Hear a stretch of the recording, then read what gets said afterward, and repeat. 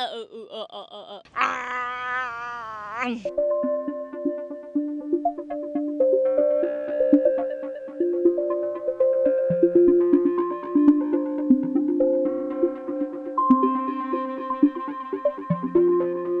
a creative human being in the 21st century, what role does technology play in your life? I'm gonna speak Japanese. そうね。ソーシャルメディアは今の時代にとってはすごい大きい存在。それにポストすることで自分の人生が変わるぐらいすごいなんやろ影響力のあるプラットフォームになってると思うんですけど、逆にそれがあるから人間味であったりとか真実が見えなくなったりとか、なんか人と人の人間関係であったりとか、そういうものがなんか崩れるような時によってはそういう部分にもなるかなと思うので、私は特に、ダンサーで、ダンサーっていうものはやっぱり自分を表現するもの、パフォーマーなので、やっぱりその部分ではテクノロジー、AI、ロボット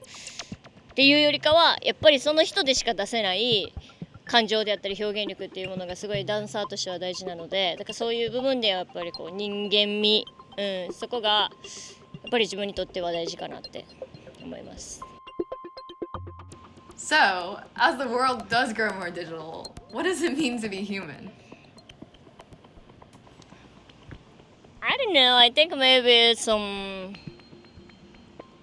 emotion. Like what's different as technology is we have a soul, we have emotion, we have brain, but AI doesn't have. It's everything's from the system. So like just people making some system, maybe like some really let's say smart people make some system to this robot, like it's gonna be like a copy. So the robot cannot be like themselves. So that's so different for me. You, me, everyone uses technology to some extent in their lives, right? So in your opinion, what's the ideal form of technology?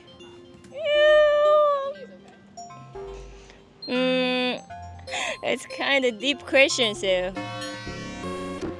そんなにテクノロジーに詳しくないから、正直なんかその辺は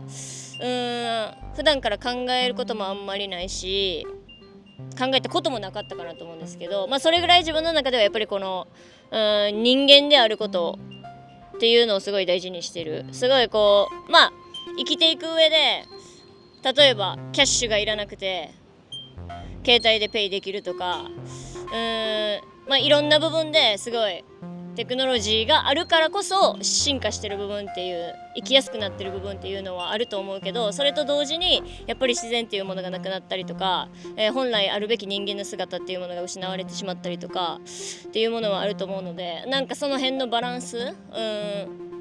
ない方がいいとはもちろん思わないし、ある部分で活用してる部分も自分はあるので、なんかそこのバランスはすごい大事なのかなと。バランス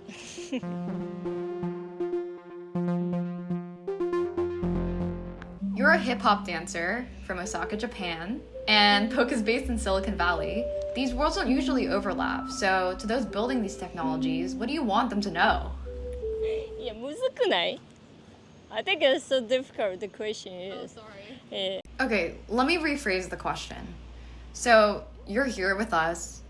collaborating with Poke, because you believe in its mission of enabling a higher human purpose, and to that extent, enriching our ways of communication. So is there anything you'd like to add on that? ダンサーの世界でもやっぱり今は昔なら映像がない中で自分で足を運んでそのリアルのシーンを見て学ぶしかできなかったけど、それが今は YouTube であったりとか Instagram であったりとか Facebook であったりとか、いろんなそういうソーシャルメディアでいつでもどこでも自分の見たい映像を見れる、でそれが嘘か本当かも正直わからない、作られたものかもしれないし、逆にそれがリアルかもしれないし、でもそれを、判断できるのも自分次第で、なんかそういう常に自分のチョイスで全ての選択肢がなんか変わってくるようなものなのかなってすごい思うので、なんかそれはある意味自分と向き合える、自分としっかり向き合って自分の何がしたいかっていう考える時間になることもあると思う、けどそれと同時にそれがあることによって自分から学ぶこと、自分から行動すること、自分からリアルなシーンを見に行くことっていうのが減ってるような気もするので、なんかそういう部分ではやっぱり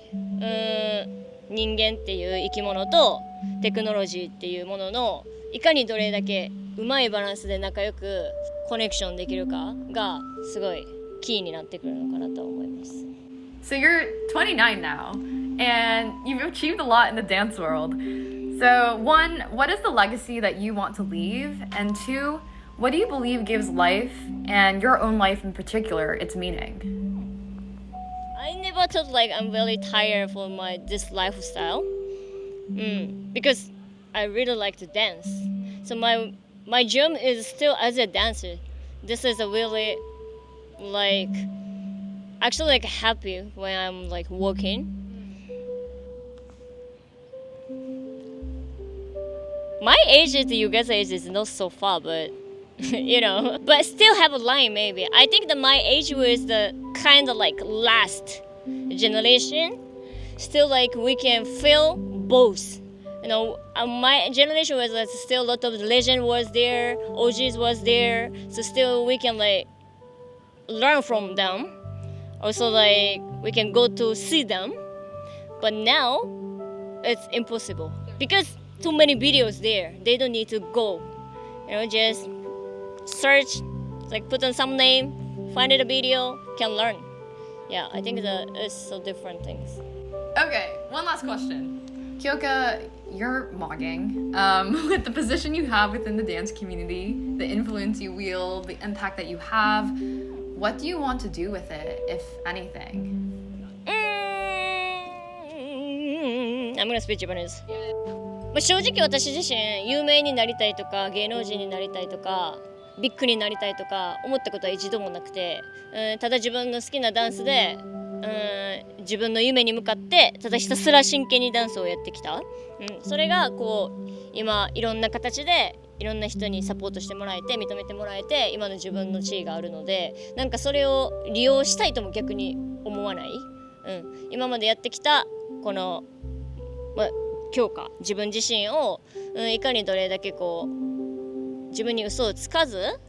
ダンスを通して人にこう表現できるかなっていうとこがなんか、ダンサーとしても、自分強化っていう人間としても大事にしてるとこなので、だからそれが5年前であって10年前であっていかにどれだけ知名度が上がってるかが違えどやることは変わらないしやりたいことも変わらない。Poke freeze from your boring so you can focus on your creative. ありがとうございます。Poke freeze from your boring so you can poke